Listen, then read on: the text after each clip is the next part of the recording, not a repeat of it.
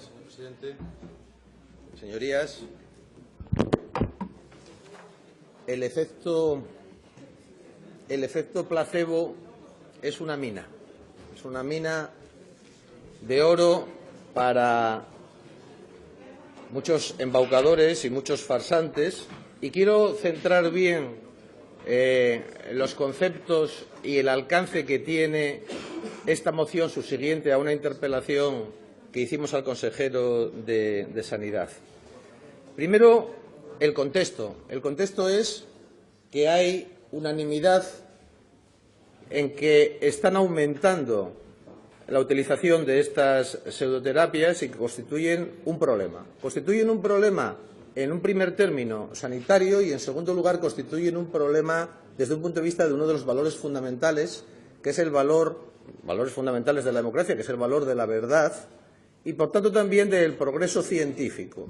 A pesar de que, efectivamente, la razón en algunas ocasiones produce monstruos, de momento, la ciencia, al menos para nuestro grupo, consideramos el apoyo a la ciencia y el apoyo al pensamiento crítico un factor fundamental para el desarrollo y el progreso humano y también de las democracias. Luego, por tanto, esto tiene un doble frente de lucha. Por un lado, proteger la salud; por otro lado, proteger el derecho a la información veraz, que es muy importante. Y hay un avance de supersticiones, etcétera, etcétera, asociadas. En segundo lugar, voy a acotar conceptualmente de qué estamos hablando en esta moción. Estamos hablando de falsas terapias, pseudoterapias, y que tienen una definición muy concreta. En un sentido amplio, entendemos por pseudoterapia una propuesta de cura de enfermedades, alivio de síntomas o mejora de salud basado en criterios sin el respaldo de la evidencia científica disponible, que tienen generalmente varias derivadas. En algunos casos se utilizan como complementos a terapias médicas y, en algunos casos, interfieren con esas terapias médicas, pero además, es decir, provocando problemas de adherencia terapéutica, pero es que además, en otros casos, se presentan como verdadera terapia alternativa, como una medicina alternativa a la medicina, iba a llamar tradicional, pero en fin, a la medicina científica. La lista de estas pseudoterapias es extensísima y mezclan elementos de lo más variado, de tipo metafísico, en otras ocasiones de tipo religioso, generalmente se presentan como holísticas, pero todas tienen una característica, y es que no hay ningún criterio que evidencie que ese tipo de terapias sirvan absolutamente para nada. Y en muchas ocasiones, algunas de ellas, sí se ha comprobado perfectamente que son claramente perjudiciales para la salud. Voy a dejar fuera el ámbito segundo que tiene como objeto esta proposición, que es lo que acabo de decir, del avance de un criterio científico y el avance de la racionalidad, que nosotros consideramos absolutamente unido al avance de la democracia. Porque lo que no podemos permitir en esta época de redes sociales, fake news, posverdad, etcétera, etcétera, es que no haya por parte de las autoridades, por parte de las universidades, por parte de los institutos y todas las instancias educativas, una lucha contra la mentira. Eso nosotros consideramos, o por lo menos contra las medias verdades.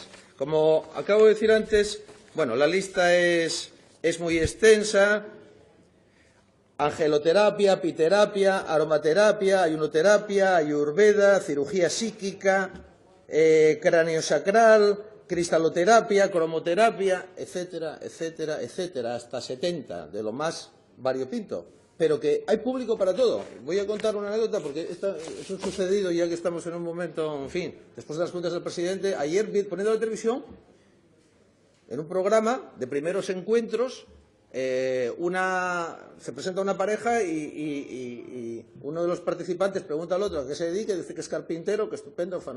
Y luego pregunta: ¿y tú qué te dedicas? Dice: yo soy tarotista. Y no se fundieron los plomos, ni cortaron la emisión. Es decir, lo digo con una tranquilidad, como se había dicho, yo soy ingeniero nuclear. No podemos permitir, por favor, no me interrumpas. Por favor, no podemos permitir una subjetividad, una relativización en estos ámbitos, porque todo lo que sea eso cedemos terreno. Entonces paso a exponer en concreto la intención de esta moción que nosotros presentamos. Evidentemente, dado el tipo de propuesta que es, no pretende afinar, sino solamente orientar al Gobierno en un ámbito en donde, por cierto, en España hay un importante limbo legal. Y los propios profesionales médicos, sanitarios, han denunciado que hay intrusismo y que hay limbo legal y no hay, además, mecanismos de inspección que estén funcionando, y han dicho en varias ocasiones, en muchos congresos, en los últimos años, han puesto la alarma de lo que está significando este tipo de prácticas en la población. Y eso es lo que nos anima a presentarlo aquí, porque, en primer lugar, nosotros queremos saber cómo está el estado de la cuestión en Asturias. Este es el primer punto que se presenta en esta moción. Es decir, que se nos haga un informe, o se presente ante la Cámara un informe evaluador. Es decir, hay una problemática asociada a todo esto, con el consiguiente negocio. Hay un negocio muy importante en la dispensa de medicamentos y muchas de estas prácticas. Sencillamente, que las autoridades que deberían hacerlo de oficio nos cuenten qué es lo que hay y qué se ha hecho hasta ahora respecto a este tipo de prácticas. En segundo lugar, evidentemente, la terapia. Sí, lo primero que se propone es un diagnóstico de la situación, porque nosotros hemos buscado datos y no hemos encontrado, desde un punto de vista asturiano, prácticamente ningún tipo. Lo que dijo aquí el consejero es los únicos datos que nosotros tenemos. En segundo lugar, que se establezca un plan, iba a decir, una terapia, una verdadera terapia, no una pseudoterapia, para combatir esto, que tenemos, creo, el acuerdo de que no es algo bueno. Más bien es algo malo, porque además en muchas ocasiones, sobre todo en determinado tipo de enfermedades, y lo dijimos la otra vez, como el cáncer, etcétera, causa perjuicios muy importantes, no solamente económicos, sino también morales, y no solamente a los pacientes, sino también a sus familias. Un problema importante. El segundo punto de esta moción tiene que ver con este plan. El tercero tiene que ver, naturalmente, con salud preventiva, con salud pública. Hay que educar a la población, especialmente empezando por los niños y por los jóvenes, respecto a este tipo de pseudoterapias y este tipo de peligros. Y luego también sensibilización y formación para los profesionales sanitarios, que en muchas ocasiones pues, se encuentran, evidentemente, desarmados ante determinado tipo de conductas y ante determinado tipo de problemáticas que se suelen presentar paralelas a su propia actividad. Y, como dije antes, también algunos cambios en la normativa, porque no hemos pretendido ser exhaustivos, pero queda mucho camino por hacer desde un punto de vista de normativizar una realidad que es nueva, relativamente, pero que sí es nuevo en el cambio sociológico que ha habido en España es a qué sectores afecta. Porque esto, el primer punto tiene que ver también con que no nos podemos descuidar, porque igual pensamos que esto es una cosa marginal, pero no lo es en absoluto. Estudios que se han hecho en Estados Unidos hablan de una enorme transversalidad. Quedaríamos bastante asombrados de qué tipo de personas, en muchas ocasiones, y con qué tipo de formación, están recurriendo a cuestiones de lo más esotérico y de lo más estrambótico, ¿no?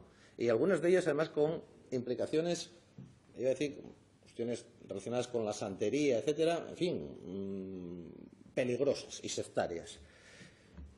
Se ha presentado unas enmiendas por parte del Grupo de Izquierda Unida que, a juicio de nuestro grupo, refuerzan la intención que acabo de exponer ahora mismo respecto a esta moción, y también nosotros concederemos, por supuesto, la votación por puntos si hay alguien que quiere poner algún tipo de objeción o que hay algún tipo de punto que no vea claro, dada la amplitud de la moción. Pero resumo y termino diciendo que nosotros lo que queremos es que este debate salga a la luz pública. Es un debate, además, presente incluso en los propios colegios médicos. O sea, no hay prácticas respecto a esto homogéneas en España, respecto a cómo se están posicionando los colegios médicos en España. Pero sin querer ni suplir a los técnicos, ni suplir a los científicos. Lo que sí queremos es animar a las autoridades administrativas a que este asunto se encare y no quede, digamos, en el baúl de los recuerdos o que quede ahí tapado porque consideramos que no es un asunto de extremada gravedad.